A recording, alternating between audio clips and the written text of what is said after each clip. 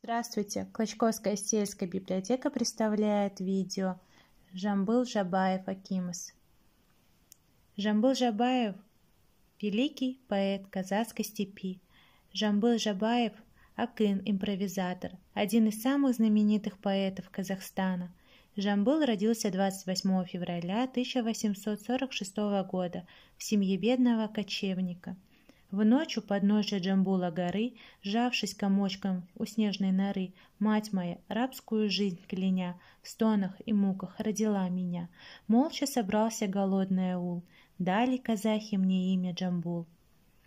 Акын воспевал свой народ, отвагу, героизм батыров своего рода, борцов за народное дело.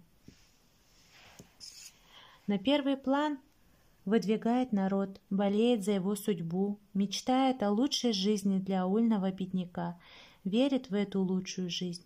Практически всю свою долгую жизнь Жамбыл Жабаев посвятил воспеванию лучших человеческих качеств, патриотизма, благородства, верности правовому делу и справедливости. Мощный талант казахского поэта оценили еще при жизни Акына.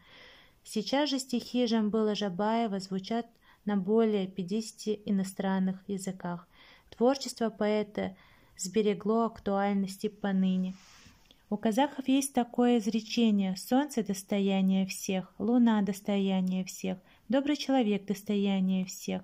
А в данном случае мы можем с гордостью сказать, что Жамбыл казахов есть Жамбыл всего человечества.